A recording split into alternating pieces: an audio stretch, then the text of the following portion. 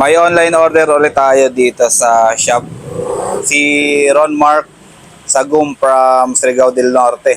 Ito, ADB 160 yung i-installan niya ng X1 GT, Pia Horn Original, tapos yung ating JR Motoworks harness. And syempre kasama na rin dyan yung bracket natin.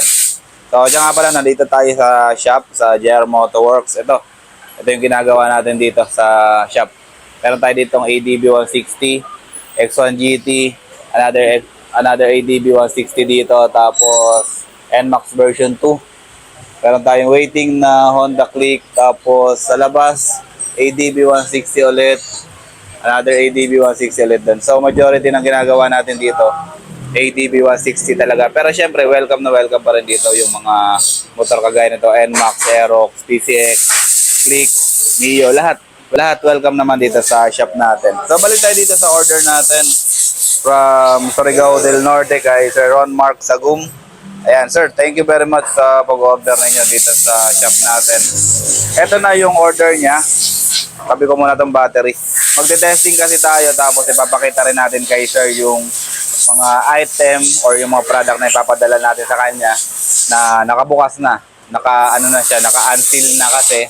Ayan, tinetesting naman natin before natin siya ipadala. Okay, ito yung kanyang Tenlo X1 GT, tapos yung kanyang original Pia Horn.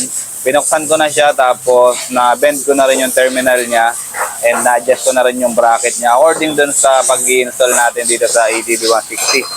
So ito na siya.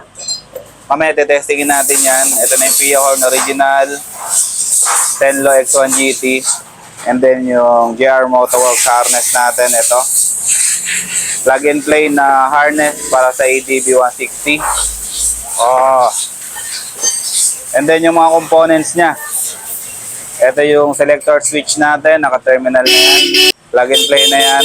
Yung safety fuse natin for MDL and loud horn, okay na rin. Yung passing switch natin, button type, okay na rin. Yung fuse stop natin para sa accessory line natin or yung after ignition power natin, okay na, nandyan na. Yung stainless bracket natin, ito, naka-design na siya for X1 GT or X1 Plus para medyo naka-wide yung bato ng kanyang ilaw.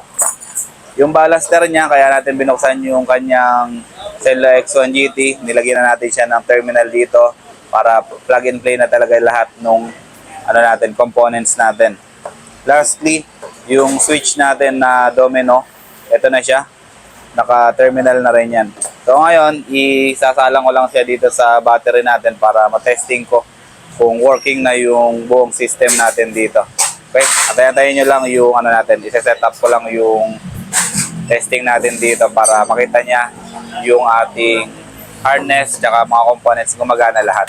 Okay, balik tayo dito sa testing natin. Pasensya na kayo, medyo magulo yung setup natin dito, pero ganun pa man, ito na yung setup natin dito.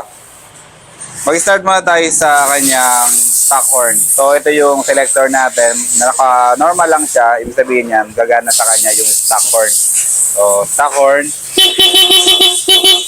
Okay, so working yung wire natin sa stock horn, then i-press natin to, yung selector natin, ibig sabihin yan, activated na yung loud horn, at the same time yung combo light. Okay, loud horn. Okay, so yung combo niya. Okay, so gumagana na yung horn natin, stock and loud. Next naman natin yung passing. Ito yung passing button natin. Ayan yung ilaw, Tenlo X1 GT. Passing tayo. Okay, working na siya. Next natin yung ating domino tri switch. Paganahin muna natin yung low. Ang low, yung baba, dapat iilaw sa kanya yung white na solo. And then yung gitna, patay. Pindutin naman natin yung high.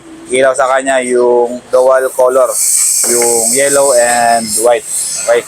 So ayan, kay Sir Ron Mark Sagum from Surigao del Norte, okay na po yung harness ninyo. Okay na yung mga item, yung Pia, yung Tenlo X1 GT, and then yung the rest ng components natin, yung harness natin, tapos yung mga switches natin. Okay na lahat.